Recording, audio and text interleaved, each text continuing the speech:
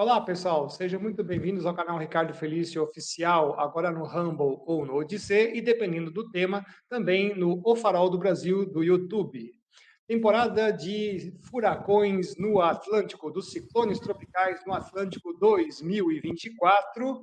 Nós estamos agora com o prognóstico e, como de costume aqui no nosso canal, a gente sempre convida o professor Marcel Ligabô, que está diretamente dos Estados Unidos, para nos trazer aí as informações preliminares.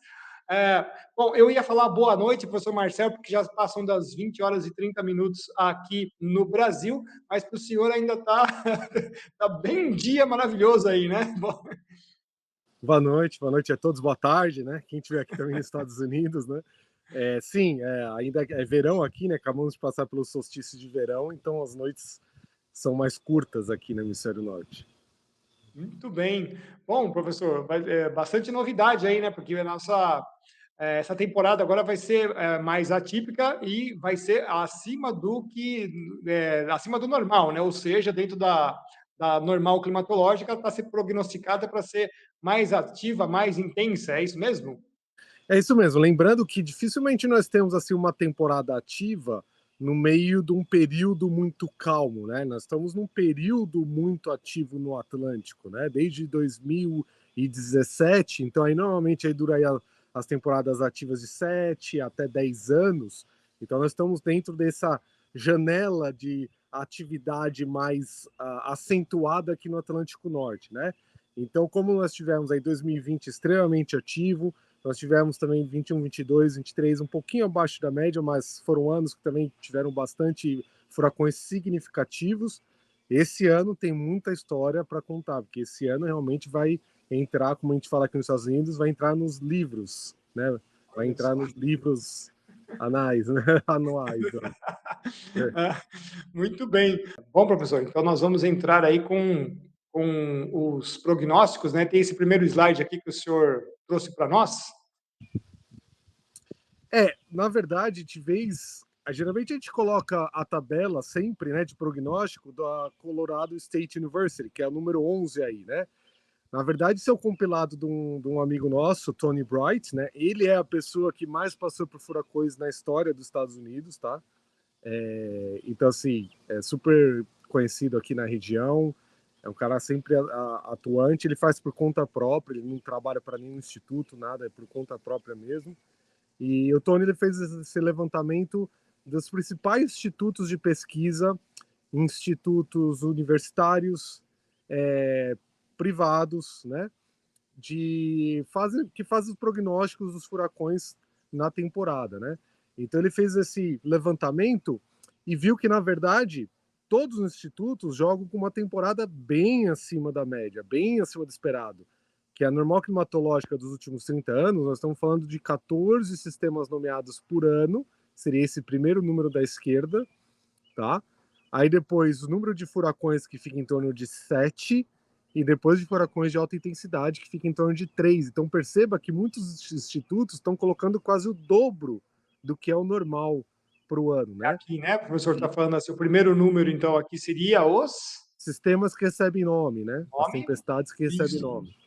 Aí o segundo Depois número, de furacões e depois os de alta intensidade, categoria 3, 4 e 5. Então sim. repara que a Universidade da Pensilvânia coloca 33. Isso seria um negócio sem precedentes. Lembrando que o recorde é de 2020 com 30, tá?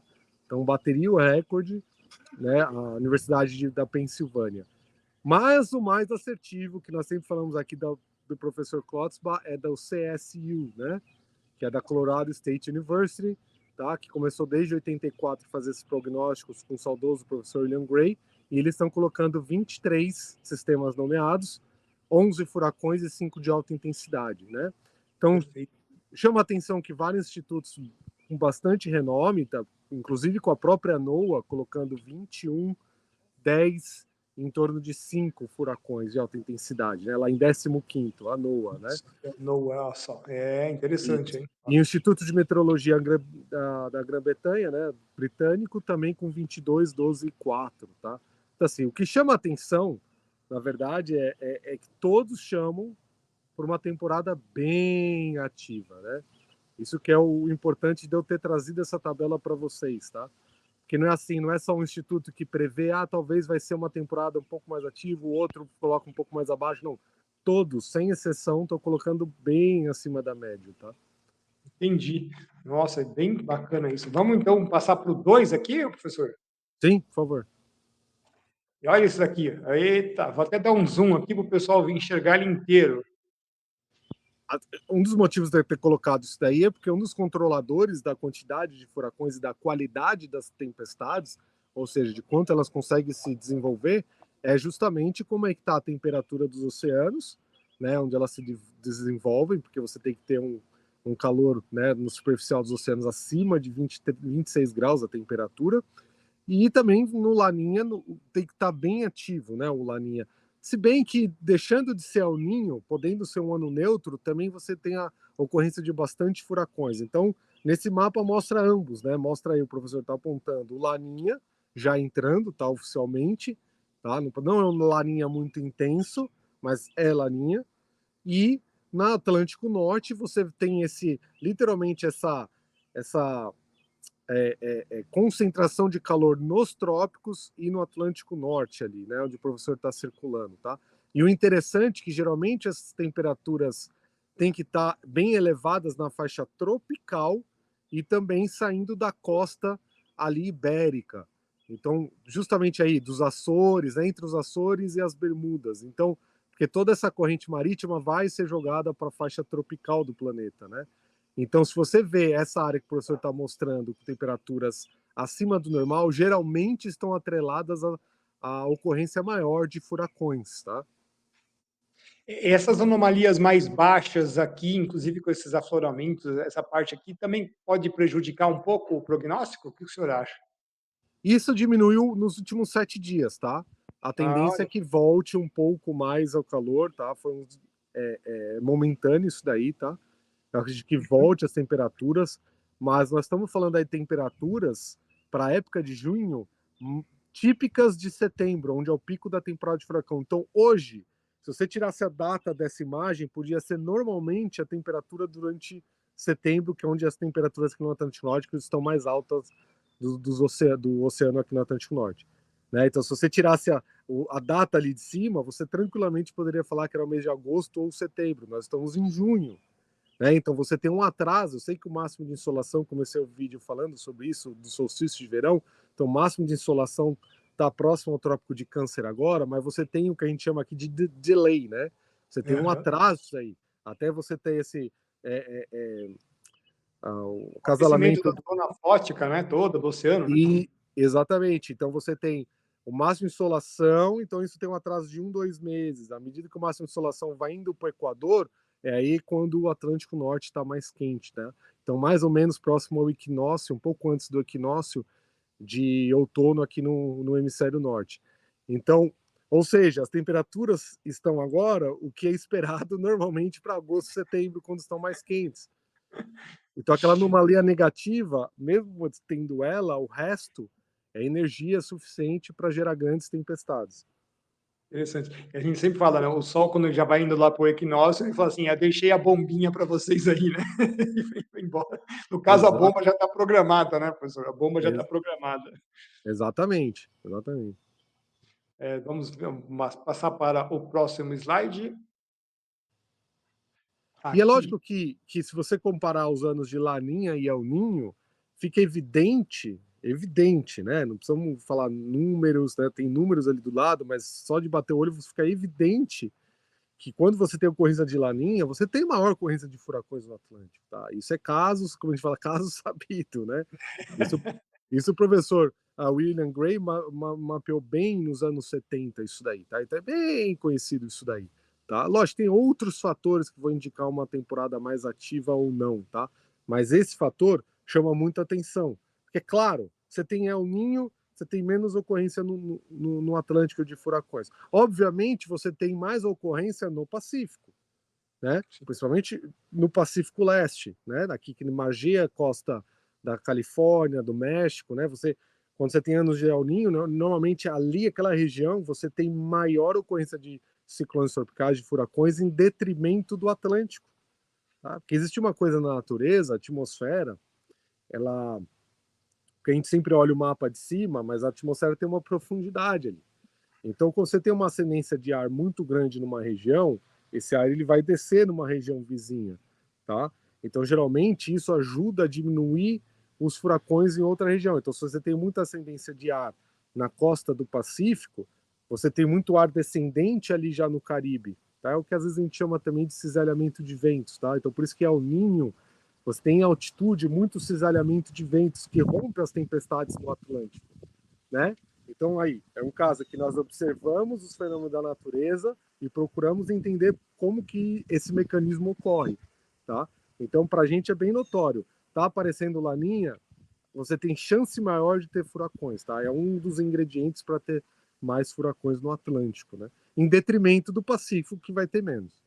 E isso é interessante. Eu lembro de um trabalho do professor que foi, acho que 2005, né? Que explodiu um monte de furacões no Atlântico, mas quando foi ver a somatória global, foi um dos anos que menos tivemos furacões daquela série e praticamente o Pacífico realmente virou um Pacífico, né? Não tinha praticamente nada, o Índico praticamente nada e concentrou tudo no Atlântico, né? Foi muito interessante o estudo de caso que o senhor fez em 2005, né? Aquilo ali, eu nunca mais esqueci aquilo lá. Falei, nossa, cara, dependendo do que você escolhe, o cenário, você vê uma catástrofe, mas na hora que você vê na linha global, não tinha nada, né? Então tem que ligar o que a gente falou anteriormente. Se nós É, estamos num período ativo no Atlântico, nós estamos num período menos ativo no Pacífico. Tem, bem tem que bacana isso. fazer a relação, sim. Vamos lá, então, para aquela a outra imagem que a gente colocou, essa daqui, né? Olha só É que interessante. exato. Para ficar Olha, bem, isso olha aqui lá. é Os bacana. furacões de alta intensidade, 105 né, nos últimos 30 anos de Laninha. Nos últimos 30 anos de El Ninho, 45, né? Nossa, é menos da metade, pessoal. Não quer dizer Olha que lá. em El Ninho não tenha furacão, não é? Não é essa a relação. Sabe, quanto maior a ocorrência dos furacões, maior a chance de você ter um furacão chegando em algum lugar. Né? E outra, a tendência do El Ninho, pelo cisalhamento de ventos, é desviar as tempestades, né, no Atlântico, fazer aquela guinada norte que a gente conhece aqui, né? Agora, Olha a só, Laninha pessoal. não tem nada que impeça que essas tempestades cruzem o Atlântico, o Caribe, o Golfo do México, né, e cheguem em continente. Né? Mas é Então, um esse é um verdadeiro outro ataque fator. índio aqui, né? É um verdadeiro ataque índio aqui na Laninha. A gente vê que está todo mundo batendo. E no El Ninho, pessoal, vocês percebam aqui, ó, como desvia bem, até muito antecipado alguns, né? Bem interessante, né? E você veja que no Caribe mesmo, entre Cuba, América Central e América do Sul, quase não tem. Olha só, gente, que É, bacana quase isso. não tem, é raro. Se você olhar a imagem de cima, você parece que tem dois núcleos, um mais ali ao sul de Cuba e um mais ao norte, né? Você vê como É, muda bastante a distribuição desses fenômenos, dependendo do tipo de configuração do Pacífico, tá? Isso numa primeira escala de abordagem, tem outros fatores aí, tá? Isso é interessante que a gente sempre fala isso na climatologia geográfica, o adensamento dos fenômenos, né? Então, elas têm a localização, tem o posicionamento, e aí é um caso típico, né, professor? Exatamente, exatamente. Então, para distribuição, o Laninha ele é perfeito, porque ele te dá um cenário geral de como vai ser a localização, no geral, óbvio, tem casos particulares, da localização e da rota dessas tempestades, porque é aquilo que eu sempre falo.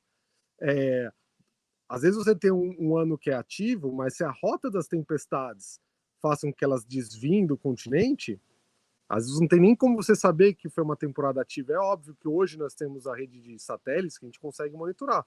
Em 1933 não tínhamos, né? Então, assim, muitas tempestades não foram documentadas que possam ter existido, né? Agora, em Isso é anos de El Ninho, a chance de a tempestade que ocorreu nós identificamos, porque chegou em continente, é maior. Né? Então tem tudo isso daí para ser analisado climatologicamente. É isso mesmo. Olha só, esse aqui então é uma retrospectiva, pessoal, do ano passado, né? Então, também foi uma temporada que foi atípica, foi intensa, mas parece que nem tanto, né, professor? Né? Deu uma baqueada meio aqui no caminho, né? Então, por isso que eu trouxe o slide do El Ninho e Laninha primeiro. Porque, batendo o olho ali, eu te pergunto, estávamos em estado de El Ninho ou Laninha? Só vendo a rota dos furacões. Pois é, né? A gente vê que como o Laninha, perdão, o El Ninho atrapalhou um pouco, né? Totalmente. Você viu que foi um ano com bastante tempestade até. Mas quantas foram nos Estados Unidos, por Olha exemplo? só, gente, tudo meio que bem nucleado aqui no meio do Atlântico Norte, né? Bem É, interessante. Aqui, nossa, cri, cri, cri, né? exato. Significativo só foi o Idália, que cruzou ali entre a Península de Yucatán, Cuba, em direção à Flórida, chegou como Aqui, categoria 4, foi o único significativo ano passado. Uma temporada que chegou até a letra T, ou seja, usou muitas letras do alfabeto, né? E, e não trouxe nenhum problema significativo para nenhuma parte do hemisfério norte. Né? Então, é um caso que. interessante, né? Então, o Atlântico estava com bastante energia, formou bastante sistema, vários distúrbios maturaram, mas tinha um escudo blindando, né? É muito bacana isso. É Nossa, esse justamente isso. caso aqui, né? Porque se a gente for aprofundar agora em uma segunda ordem, o que o El Niño ocasiona? Ele ocasiona esse. O jato subtropical ele desce um pouco. Ele desce, ele fica bem próximo ali à Flórida, o jato subtropical. Então, qualquer Aqui, ó. tempestade que venha, como o furacão ele chega ali até a tropopausa, o topo da troposfera, então, assim, ele sente muito essas correntes em altitude. Então, se o corrente de jato, né, que geralmente fica ali em torno da tropopausa, vem de oeste para leste mais ao sul, ele vai jogar essas tempestades para fora, né? Entendeu? Aqui. Muito bacana isso aqui. E alguns aqui foram bem aventureiros, hein? Olha só, gente. Totalmente. Uns bem Totalmente. aventureiros aqui. Ganharam latitudes aqui que foram bem longe. Muito bacana. Tiveram casos que alguns que você perde, ele perde a característica tropical, porém você ainda continua vendo um centro de baixa pressão ali, e às vezes sem chuva, sem né, uma nebulosidade ali, mas você tem aquele vórtice ali girando, ele ainda tem que continuar como nome, porque ainda tem que, né, a semente dele ainda está ali, né, só não tem mais a chuva, mas então ele consegue ser monitorado até longas distâncias, né, até o Ártico quase. Eu estou vendo aqui na imagem ampliada, deixa eu ver, ele chegou mais de 45 norte, 50, 55, quase 60 norte, Não gente. tinha não tinha chuva, não tinha nada, era literalmente como se fosse um redemoinho você vê por satélite, né, na Sim, atmosfera, o resto de energia que sobrou dele. muito bacana, tipo um barotrópico mesmo, né? É. Olha só, e aí finalmente chegamos, né? Nessa aqui, na maravilhosa. Vamos colocar grandona aqui para o professor poder falar para gente. Lógico que os prognósticos que o professor Phil Klotzbach, com a equipe dele lá da Colorado State University, faz todo ano, ele dá esse prognóstico em junho, julho e até agosto, tá? É o último prognóstico dele. Então pode mudar. O que eu trouxe de diferente esse ano foi o prognóstico atual dele, que é a última linha lá embaixo, tá? Esse é o mais atualizado, então 23 tempestades nomeadas, 11 furacões, 5 de alta intensidade. Porém, o que nós fazemos aqui para entender um pouco melhor, investigar um pouco melhor a temporada, tentar qualificar um pouco melhor a temporada, o que nós fazemos? Olhamos no registro e tentamos identificar como que estavam anos anteriores, em umas condições bem parecidas com o que nós temos atuais. Então, nós olhamos nos livros, né? Sim, E tentamos localizar algo semelhante ao cenário que nós temos agora. Então, os cenários mais parecidos levantados pela equipe do professor Phil Klotzbach foram esses anos: 1878, 1926, 1998, 2005, 2010, 2020. Eu que estou um pouco mais familiarizado com as temporadas dos furacões, se você jogasse esses números e não me falasse o que era a tabela, eu já falaria: nossa, foram anos significativos da ocorrência de furacões que causaram dano, e com bastante quantidade de furacões nessa temporada, né? Chamei a atenção já na hora 1926, com o grande furacão de 1926, no qual eu escrevi uma vez um artigo mostrando que esses furacões, junto com o de 28, ajudou no impacto da queda da Bolsa de Nova York de 29, que devastou a Flórida, né? Foi o maior impacto imobiliário até então na história dos Estados Unidos, em 1926. Nós temos claramente 2005 Katrina, dentre outros, como Vilma, né? Como outras tempestades daquele ano, que até então era o ano com maior quantidade de sistemas nomeados. De 2020, que entrou também como uma tempestade extremamente ativa, né? E 2010, que também foi um ano que teve bastante furacões, foram 12 no total. Foram só 19 sistemas nomeados, porém foram 12 furacões, né? Então, assim, se nós olharmos as temporadas anteriores, né? Desde 1851, quando a gente tem uma certa fidelidade nos dados, né, nós observamos que essas temporadas se aproximam mais do que é o estágio atual. Mais um indício de uma temporada bem ativa, esperada para esse ano. Né? E o mais interessante aí, não só vai ter bastante furacão, mas essas temporadas sempre tiveram um ou outro furacão que foram bem danosos, significativos na história de desenvolvimento aqui na América do Norte, não só dos Estados Unidos, como da América Central e Caribe, né? Então, assim, isso que me chama atenção, é um alerta, né? Porque o ano passado tivemos bastante tempestades, o professor mostrou aí o slide, com todas desviaram. Mas nesse cenário que nós encontramos agora, tanto o Atlântico quanto o Pacífico, nos mostra que em cenários parecidos tivemos tempestades que causaram bastante dano. Chegaram em regiões populosas, bem povoadas, tá? Então, assim, é de ficar de olho essa temporada. Nós estamos no alerta vermelho. Tanto é que eu aqui com a equipe do Hurricane Track, ao qual eu faço parte, nós estamos vamos nos reunir dia 19 agora de julho, nunca fizemos isso, tá? Toda a equipe vai se reunir. Nós vamos lá no escritório do Mark, porque nós vamos não só traçar estratégias, planos, como deixar todos os equipamentos que nós temos tudo redondinho, porque a tendência é que vai ser um em cima do outro. A gente não vai ter tempo de parar, pensar e tentar equilibrar, calibrar os equipamentos, já tem que estar tudo calibradinho. Então, dia 19 de julho, fazer uma coisa que a gente nunca fez.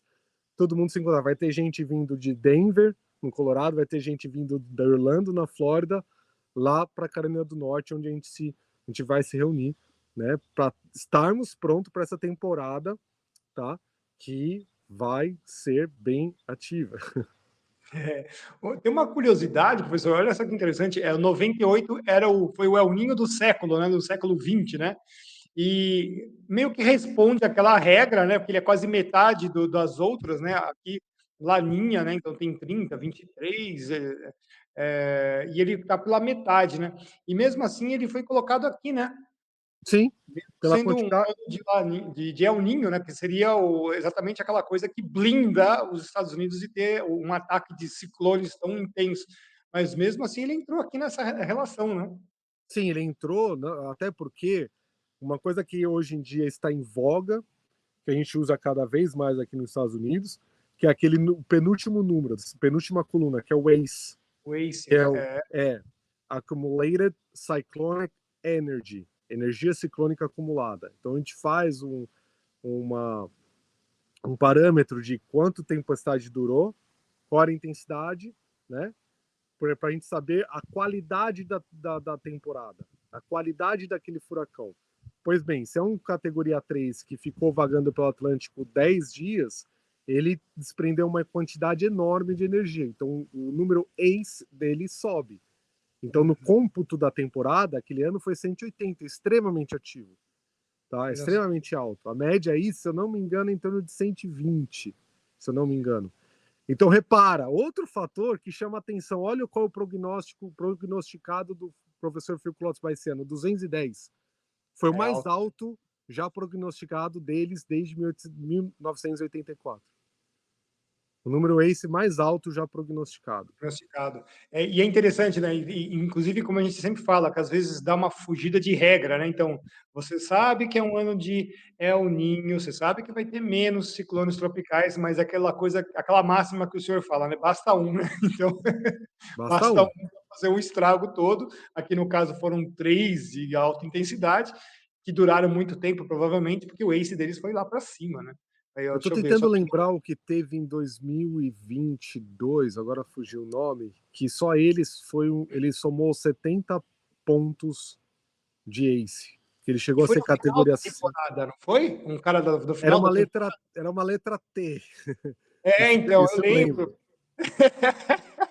É, Foi. Tava, tipo, tava assim, tava meio que represado, não tava acontecendo nada, e te veio um monstro, não foi isso aí? porque aí ele desviou no Atlântico, ele teve todo o Atlântico para percorrer e bem intenso, né? E então só ele já seria praticamente quase o que é o normal de uma temporada, entendeu? Então, exatamente isso. Porque isso indica um pouco da qualidade da tempestade, não só a quantidade, né? Afere um pouco mais o quão forte elas foram e quanto mais elas duraram, entendeu? Se elas duraram mais, elas tiveram mais chance de passar por ilhas, causar danos, porque a gente esquece, a gente só fala quando chega o furacão continente, mas existe toda uma rota comercial, né?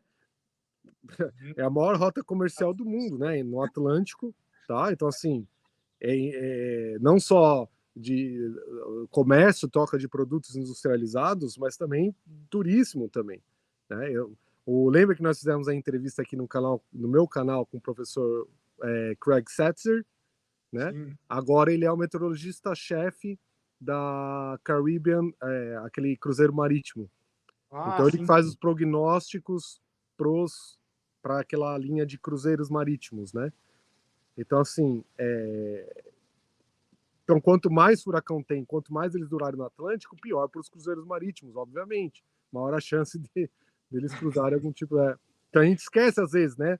O oceano tem a nossa via de troca industrial, né? Mais Dramin pro pessoal, né? Exato. É. Vamos pro próximo, então, professor. Olha isso daqui. Esse aqui é sensacional também. Vou até dar um zoom aqui. Quando a gente pega esses anos foram extremamente ativos, o que chama atenção neles? Que a temperatura na faixa tropical no Atlântico Norte estava acima da média. Quanto mais para o vermelho, maior a temperatura em relação ao normal. Então veja como estava em junho de 2005. Temporada, lembra, professor? Sim. Significativa. Entrou assim para os livros e realmente não dá para esquecer essa temporada. Katrina, Vilma, tanta tempestade. Foi a primeira vez que acabou o alfabeto, usamos o alfabeto grego. Tá, aqui não tem mais, professor, isso também é uma novidade. Não vamos mais usar o alfabeto grego. Tem uma lista sobressalente agora, tá? Ah, nossa. É, tem umas listas sobressalentes. 2010 também, tá? Tivemos 19 tempestades nomeadas, né? Aí veio 2020, quebrou o recorde. Olha como estava 2020, aquela corrente, né, dos Açores saindo da Península Ibérica. Isso é típico de uma temporada bem ativa, né? Batemos o recorde de 30 tempestades nomeadas, né? 2023, ano passado, era El Ninho. Olha lá no Pacífico como estava quente o Pacífico, então deu uma equilibrada, né? Teve bastante furacão, mas eles ficaram mais no, no centro do Atlântico. Olha como é que está a mesma data esse ano. Interessante, aqui quase que deu uma represada, e aí depois quando a ITCZ desceu, acho que tudo isso aqui veio aqui para a América do Sul, aí pegou El Niño e fez toda aquela, né, chuvarada terrível. Sim. Olha 2024. Nossa, olha aqui, gente. Compara com 2005. É outra, como a gente fala aqui, é outra liga. Estamos falando de E outro aqui também, campeonato. né, ó, essa É, parte aqui da parte costeira também é é, preocupante, o próprio corrente do Golfo, Golfo, né? né, A corrente do fechadona. Golfo. Isso, Nossa. isso. E isso que agora está entrando no Laninha. Então, ou seja, ali o Pacífico está cada vez mais diminuindo a temperatura. Ou seja, você tem que esperar uma temporada bem ativa disso que nós estamos mostrando aí. Não tem outra saída, tá? Não tem outra solução. Tá? Não tem como eu chegar aqui para vocês e falar, não, pode ser que nós tenhamos poucos furacões. Tudo indica, tudo está mostrando que vai ser tão ativa ou até mais ativa que temporadas que marcaram a nossa história recente, tá? E é interessante a gente fazer um comentário para as pessoas, Luiz, que como houve pouca distribuição de energia trópico-polo esse ano no hemisfério norte. Tanto é que as geleiras e o mar congelado recuperou muito rápido esse ano. E aí vocês veem por quê, né? A energia não foi embora, ela ficou aqui. Ela está de um ano para o outro e está lá, está presa. E agora isso aqui vai ter que. Como A é que chamava? atmosfera vai responder, né?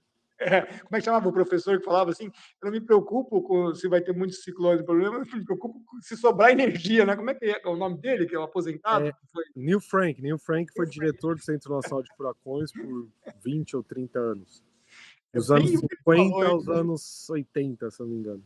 Olha só, é bem o que ele falou mesmo. Não Sim. usou o ano que vem, o ano passado, perdão, vocês vão ver o que vai ser o próximo ano. É. Então, assim, é alarmante. Isso que nós estamos vendo tem que tomar cuidado mesmo. Tem que Porque, tomar. lógico que de 2005, 2020, a temperatura que nós estamos vendo aí, ela aumentou mais ainda. Ela foi mais alta em agosto, setembro, não era? Isso era em junho. Esse é o ponto. Como estava em junho em 2005, como estava em junho em 2020. Olha como está em junho de 2024. Esse é o ponto. Né? Meu Deus do céu. E Tá. aqui chegamos nessa carta sensacional, que A olha mais só. recente que eu fiz o levantamento, né? Então, dia 28 de junho. Ou seja, até a linha, essa faixa amarela, nós já estamos na linha dos 26 graus, o que já é suficiente para ter furacão, tá?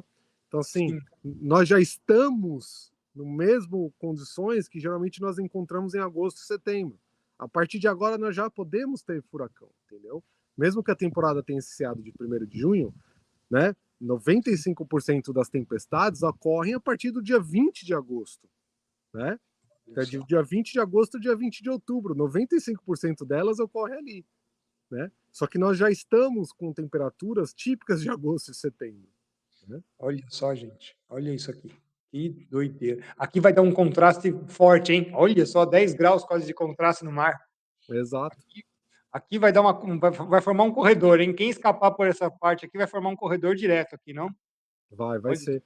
Até porque dificilmente aí nós vamos ter tempestade que vão fazer essas curvadas ao norte. Eu acho que elas vão entrar nos Estados Unidos mesmo, né? com Acho que tudo não aqui, né, professor? é, Nossa, gente.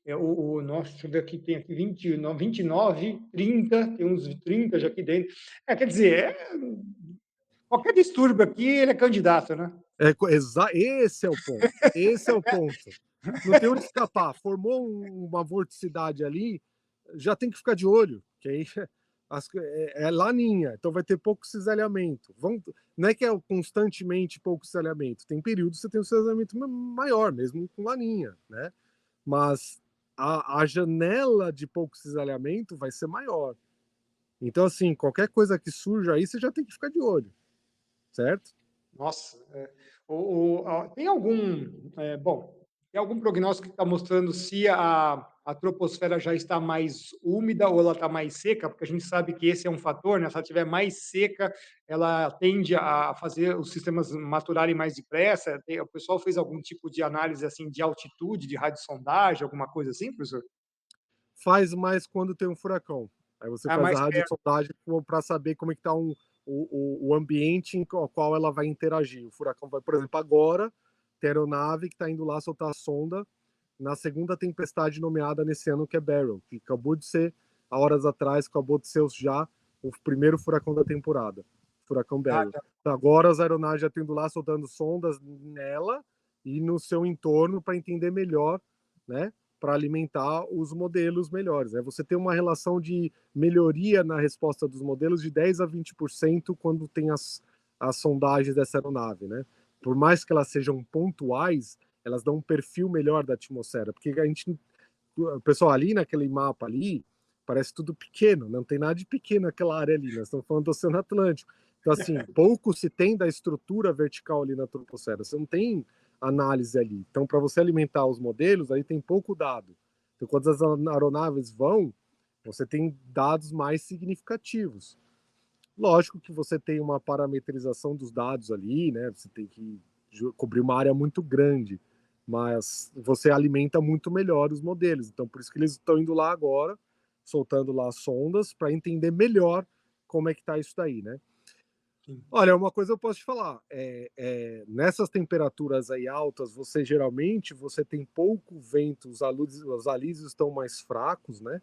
Então, assim, quando os alísios eles estão mais fortes, você tem entrada mais também de ares vindos da costa africana, um pouco mais seco, né?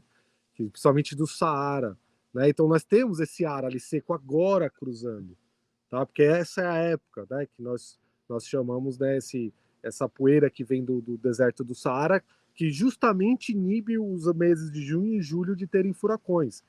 Essa poeira está presente estava presente em 2005, 2020, por isso que não tiveram grandes furacões nessas datas, em junho e julho desses anos. Porque é normal, né, esses ventos trazendo essa poeira do Saara, um ar mais seco, mais estável. Tá? Esse cenário muda em agosto. por isso que os furacões eles começam a se maturar com maior frequência a partir de agosto. Porque você tem a menor entrada desses ventos trazendo esse ar mais estável, mais seco, e prevalece a ITCZ aqui no Atlântico, tá? Que é mais úmida, né? E, bom, tem esse daqui agora já, né? Exatamente. Acabou de virar, não deu tempo de eu mudar o slide, tá? Agora já é o Furacão Barry, primeira da temporada, e o pior, o prognóstico dele, já passando ali das Antilhas, ele já vai entrar, o prognóstico é dele já chegar à categoria 3 ou 4, tá? Nossa. 3 ou 4. E tem uma outra coisa bem significativa. Essa região que o professor está mostrando aí, né? Até próximo ali à costa venezuelana, né? Aí nós chamamos de cemitério dos furacões. Quase furacão nenhum sobrevive a essa área. Por diversos fatores, tá? Fatores locais que nós chamamos de cemitério dos furacões. E nessa área ele vai se intensificar para um furacão de alta intensidade. O ponto que eu estou trazendo para vocês, eu sei que isso é uma tecnicalidade muito específica, né? Mas o ponto que eu quero com isso é o seguinte: nós estamos em junho. Um furacão, ele está passando por uma região que normalmente os furacões eles têm problema de se intensificar, eles até dissipam. Ele vai se intensificar. Isso é o sinal de uma temporada ativa. Olha só. Isso é o sinal, porque assim, numa região que normalmente você não tem o furacão, eles perdem a força, ele vai intensificar. Assim, o que você interpreta disso? Que as condições que geralmente são desfavoráveis agora estão favoráveis. Então, se está favorável para ele, está favorável para os outros também. Ou seja, Então, uma região que normalmente tem menos, sim. se as condições estiverem favoráveis, no cômputo geral, uma região que geralmente tem pouco furacão, se ela tiver mais furacão, somado às outras regiões que normalmente tem Golfo do México, saindo ali da costa africana, né, aquelas grandes tempestades como Irma, que cruza, né, o Atlântico, somados a elas, você tem que esperar uma temporada bem ativa. Né? Esse é um sinal de alerta, tá, pessoal? Isso é um sinal de alerta. Tá? Não quer dizer que essa favorabilidade dos ciclones naquela região vai permanecer, não vai. Mas é um alerta que a atmosfera, a natureza está nos dando de que, olha, não é para brincar esse ano, né? E depois ele vai perder um pouco de intensidade, se aproximando possivelmente entre Cuba, tá? E a Península do Yucatán, ele vai perder um pouco de intensidade, porque as condições ainda não estão favoráveis nessa época do ano para manter um furacão, estão aproximando do Golfo. A partir daí é muita incerteza. Pode ser que ele venha para os Estados Unidos, Texas, tá? Eu já estou em alerta, acabei de conversar com o Mark aqui, já estou em alerta semana que vem para a gente poder ir até o Texas caso essa tempestade entre no Golfo, sinal de alerta. Que aí o Texas e a Louisiana pode estar na rota, tá? Perfeito. E olha isso aqui, o que é essa cabeleira aqui, professor? Explica para nós aqui. Isso são as formações dos ciclones tropicais por toda a história documentada de 1851, tá? Em junho. O que chama atenção? Quase Fulano. não tem. E o Bério foi o mais ao sul, 9,5 de latitude, se eu não me engano. Assim, Nossa. é muito ao sul do que normalmente essas tempestades se formam. Elas quase em junho não tem uma tempestade que se forma nessa região do Atlântico, que nós chamamos região principal de desenvolvimento dos furacões, que vai exatamente onde o professor está mostrando aí, até a costa africana. Isso ocorre em agosto, em setembro, em outubro. Agora, em junho, normalmente se formam as tempestades próximo ao Golfo, ali na América Central, que elas são decorrência de um fenômeno que nós chamamos de giro da América Central. Porque você tem ventos em superfície vindo do Atlântico, ventos em superfície vindo do Pacífico, eles se encontram, dão uma vorticidade, temperatura mais elevada dos oceanos, formam essas tempestades que vão para os Estados Unidos. Tá? Isso se chama giro da América Central, que ocorre em junho, julho, novembro, ocorre bastante. Tá? Agora, um furacão vindo da região principal de desenvolvimento, que sai da costa africana, isso é raro. Já aconteceu, tá? Mas é raro, tá? Então, assim, o Barrow, ele tá aí quebrando seus parâmetros, né? Esse daqui é igualzinho aqueles ursos polar que erraram a rota de navegação, né? Exato, é. Se perderam lá. E esse aqui tomou uns uísque aqui, deu umas voltas. Umas voltas, são muito bons esses. É bem interessante, é realmente é de impacto de vorticidade, né? Mas olha só, 2021 tivemos um 17 e Nossa, em 2000, né? Olha só que, isso. puxa vida, gente, é bacana demais isso aqui. Ah, bom, deixa eu ver. E agora o nosso professor Felipe. É o próprio, né? Então, o professor Phil, né? Eu chamo ele assim carinhosamente, né? Às vezes a gente esquece que ele é doutor, professor, né? Professor Klotz, né? Mas enfim, é... o que ele trouxe aqui, tá? Porque o professor Phil ele não estuda só o Atlântico, ele estuda bastante também os tufões no Pacífico, tá? Ele estuda os ciclones tropicais como um todo. Inclusive conversamos já muitas vezes sobre os ciclones tropicais no Brasil, né? Isso ele gosta muito, porque são raros, né? Então chama muita atenção para ele. E o que ele trouxe para a gente? Muito interessante. Que o hemisfério norte só produziu 3 tempestades nomeadas entre furacões, tufões e ciclones, que é no Índico, até agora esse ano. Esse é o menor que o hemisfério norte já recebeu de tempestades nomeadas desde 1983. É aquilo que a gente falou, o Pacífico está nulo, quase. O Não, Índico, o hemisfério norte ter só 3 tempestades nomeadas até agora no ano, isso é muito pouco. O normal para um ano varia de 80 a 120. 80, 120, gente. É, porque se você coloca 20 no Atlântico, né, 50 no Pacífico, umas 10, joga uma média, né? Tá? No Então, assim, Índico, né? lógico que vai aumentar, esse número vai aumentar, mas se você for analisar talvez no final do ano, encerramento do ano, possivelmente o hemisfério norte vai estar abaixo da média na quantidade de ciclones tropicais, seja lá são nomeados como tufões, furacões ou ciclones, né, que tudo é a mesma coisa, e em comparação com o Atlântico, que provavelmente vai ser ativo. Linka ao que o senhor falou no começo da aula, aqui, né, da apresentação, que é o Atlântico vai estar muito ativo em detrimento de outras bases, né, outros oceanos. Tá? Interessante, nossa, vai ser interessante acompanhar, né? O professor está convidado aqui a vir trazer as novidades, vai ser bem interessante mesmo, professor. Puxa vida. E olha, acho que não tem muito o que dizer a não ser realmente se preparar, né? Como é que já estão preparando a população? Como é que eles estão levantando essas informações com as pessoas? Isso acho que é o mais discutido aqui, do que aqui é muito legal porque se discute mais os parâmetros para ter uma temporada ativa. Então aqui se discute muito se é laninha ou ninho. A população tem um entendimento melhor dessas coisas, tá? Outras oscilações, oscilação Made in Julian, tá? Que ajuda a desenvolver os furacões ou não. Isso é muito falado, como é que está a situação da oscilação Made in Julian. Então esses parâmetros que indicam são movimentos na atmosfera de longa duração, não estamos falando de algo que é momentâneo na atmosfera, são grandes movimentos na atmosfera, né? Grandes circulações. Então, assim, isso está sendo discutido e também de como se preparar, porque é fato e é notório que os últimos anos houve um, um, uma piora nesse fator aqui nos Estados Unidos, não em detrimento das instituições. As instituições estão tentando se adaptar a essa nova realidade. Realidade de internet. Então tem muita gente falando besteira na internet, causando pânico. É muita gente querendo aparecer na internet. O que eu quero dizer com isso? 10 anos anteriores a 2022, quando nós tivemos o furacão Ian, acho que tivemos 4 mortes com furacões aqui nos Estados Unidos, numa década. Só no Ian, sozinho, foram 120 mortes.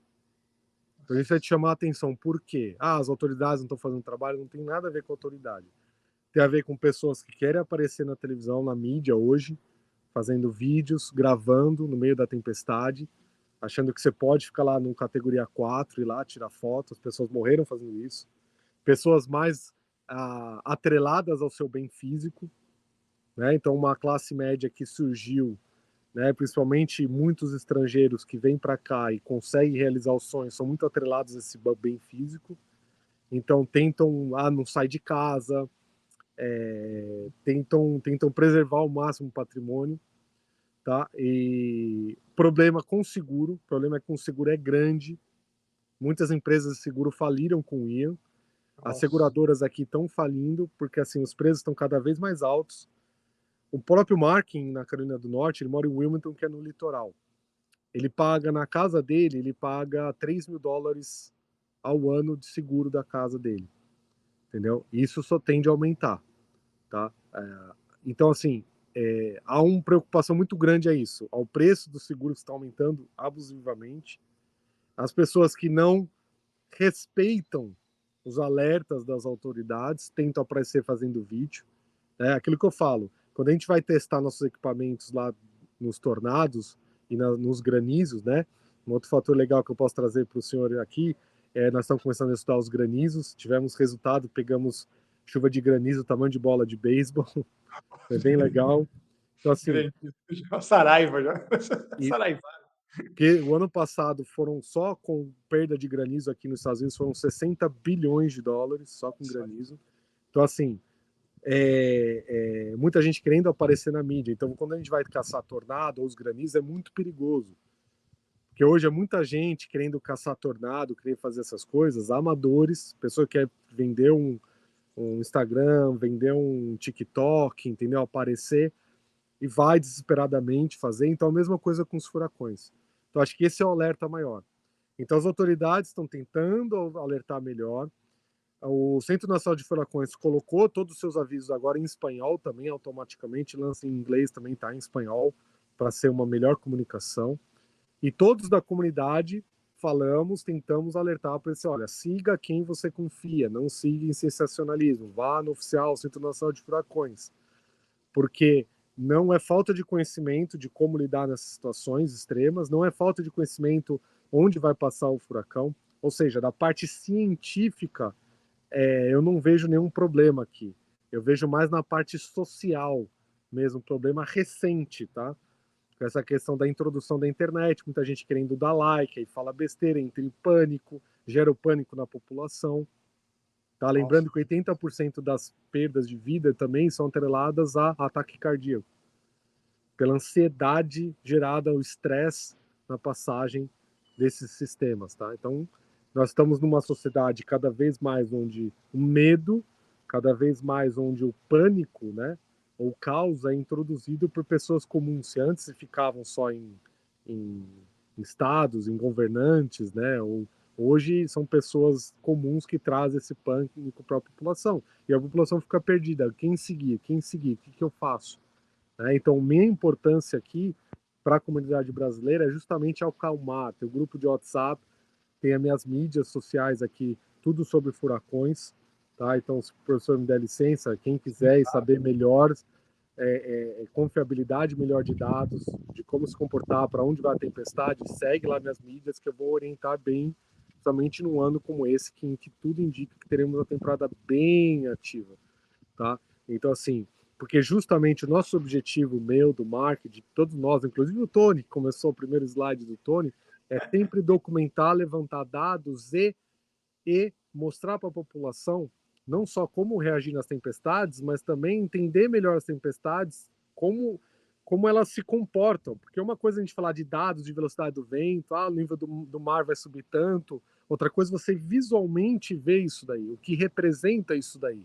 Então esse é o nosso objetivo. No final das contas é alertar a população. No final das contas é o nosso objetivo, é alertar a população dos riscos desses furacões.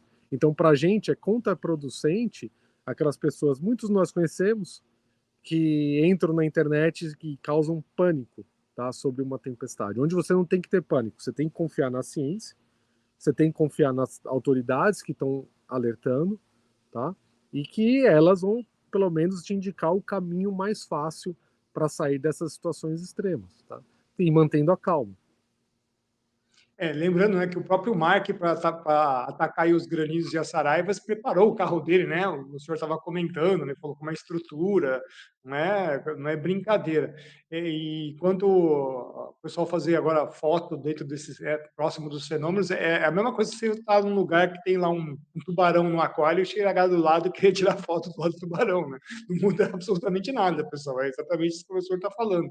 Debris voam, e qualquer debris que pode ter aí 300 gramas de massa já é o suficiente para cortar teu pescoço fora, né? As pessoas têm que entender isso, né? Mas Não, exatamente. E a queda de árvores e tudo, né? A água, né? A água é o maior perigo. Esse é o nosso maior medo. Quando nós sim, estamos na tempestade, as pessoas perguntam, mas você não tem medo? Lógico que temos. O medo vai te dar a prudência ali também, entendeu? Principalmente com água. Principalmente com água, tá? sim, por onde Porque passar o veículo, é, tudo, né?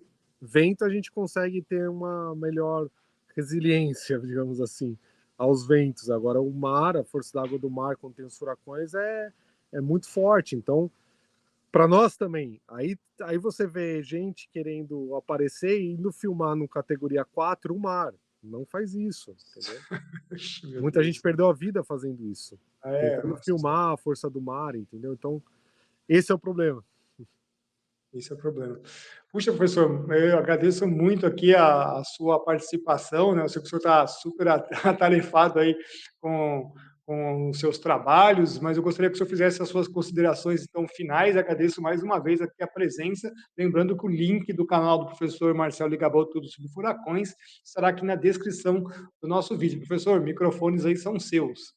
Entre lá, tudo sobre furacões, tá? Participa também no Instagram, Prof. Marcelo Ligabô. E outra coisa, vocês provavelmente vão me ver muito essa temporada. Não quero, não seria legal isso acontecer, né? Muita gente até fala, quando eles começam a ver o mar, que, opa, alguma coisa de ruim vai acontecer na região, né? A gente já é conhecido por causa disso. Opa, muita gente não quer ver a gente, né? Quer dizer que o sinal não tá bom. Se a gente tá lá é porque o dano vai causar. Então, assim, infelizmente vocês vão me ver muito esse ano, provavelmente, tá? E a melhor maneira agora de se precaver, pessoal, é você já levantar documentos, deixa separado com documentos, deixa separado mantimentos para 3 a 5 dias, então água, tá, enlatados, tá? Bateria também para celular, no caso, bateria para lanterna. Então, quem estiver nessas regiões litorâneas, por todo o litoral aqui no Atlântico Norte, isso extrapola para o Caribe, América Central e Estados Unidos, é você ter esses mantimentos, ter separado os documentos, tá? Deixando um lugar ali bem guardado, ou um cofre, ou às vezes uma coisa muito legal que a gente gosta de falar para as pessoas é sempre pôr, por exemplo, documentos nos lugares mais altos, no caso de alagamento. Também você colocar em lugar onde você sabe que é longe da janela, né? O seu cômodo mais longe da janela, no caso de quebrar vidro, essas coisas. Então, assim, se vocês já deixarem isso já preparado, quando ocorrer a formação dessas tempestades, se você vir que ela vai vir na sua região, um passo já foi dado. Então você fica muito mais tranquilo de como se comportar a partir de então, se você tem que evacuar ou não, tá? Porque se deixar para a última hora, o pânico, ele entra mesmo, tá? Aí você não sabe o que faz, quais os procedimentos que você tem que fazer, tá? Então, assim, esse é meu alerta para todos para esse ano. Fiquem alertas. Gostaríamos de agradecer a todos os nossos apoiadores que, mesmo em tanta turbulência, ainda continuam aqui a nos ajudar. O pessoal que fez contribuição no PayPal, o Rubem Garcia da Silveira, o pessoal que faz contribuições diretamente na Caixa, o Celso, a Marina, o Humberto, a Maria e a Eliane, e o pessoal que ainda está no Apoia-se, meu muito obrigado, os 14 apoiadores, o Cristóvão, o Edmundo, a Elci, a Eliane, Bonotto, o Gabriel, José Luiz, José Roberto, a Lígia, ou a Lúcia, a Michele, o Nelson, o Nilce, a Roberta e o Ronald. E as pessoas que nos deixaram no Apoia-se, mas que ficaram até esses últimos meses, meu muito obrigado, que Deus abençoe a muito vocês, Augusto, Carlos, Eliane, Felipe, o Joner e o Renato Porcato, meu muito obrigado. E agradecimento especial também aos nossos colaboradores que estão sempre aqui nos ajudando no canal. Lembrando que nós temos aí os livros que você pode adquirir na nossa biblioteca e também para os seus filhos a Bíblia em quadrinhos para aqueles pais que querem iniciar a palavra de Deus na vida de seus filhos. E aproveite também que o curso Parte 1B, Bases Científicas e Epistemológicas contra a Fraude das Mudanças Climáticas, está disponível em 4 módulos. Aproveite para você também poder estudar. E para aqueles que têm dificuldade de acessar o Rumble, não se esqueçam de ver aí o nosso link que faz um tutorial para você ligar o seu VPN. E eu gostaria de fazer um convite aqui a você, considere fazer parte aqui do pessoal que apoia o nosso trabalho através aí da Caixa Econômica Federal ou do Apoia-se. Meu muito obrigado, lembrando que eu sou sempre orando por todos vocês que estão aqui, mantendo-se firmes e fortes, nos ajudando, porque não é fácil. Meu muito obrigado, que Deus abençoe a todos, muito mesmo. É isso aí, são 5 meses aí que agora o bicho vai pegar e quando pega, pega mais para setembro, né? Mas estão vendo que já está adiantando aí o expediente, né? Então, vamos ficar aí alertas. Professor Marcel, muito obrigado pela sua presença mais uma vez aqui no nosso canal, trazendo e cumprindo aí a promessa da nossa tradição, né, de trazer o prognóstico. E sempre a gente também tem aí, às vezes, alguma coisa no meio, quando nada anda bem ou tudo anda bem também, a gente sempre traz uma atualização, né? E também já está convidado para o final da temporada, que é lá em novembro, dezembro. O professor Marcel também sempre arruma um tempinho para nos atender aqui, trazendo as novidades, as coisas mais importantes, tudo que foi feito. Mas tomara que, mesmo nesse cenário, a gente tenha aí né, uma benesse aí, né? Tomara que Deus aí proteja a todos, né? Muito obrigado, professor Marcel, pela sua presença mais uma vez. Obrigado e olha, 8h20 ainda, está claro, hein?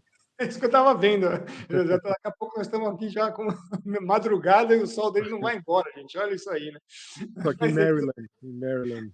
Está em Maryland, que bacana. Poxa, obrigado, viu, professor Marcel? Mais uma vez, Deus abençoe muito a vida do senhor e da sua família. Obrigado pelo convite. E é isso aí, pessoal. Nós tivemos, então, hoje a abertura na temporada de ciclones tropicais no Atlântico, ano 2024, os prognósticos que foram trazidos diretamente dos Estados Unidos pelo professor Marcel Ligabou. Eu espero que vocês tenham gostado muito do nosso vídeo de hoje. Um grande abraço para todos, fiquem com Deus e até o nosso próximo vídeo, pessoal. Até lá!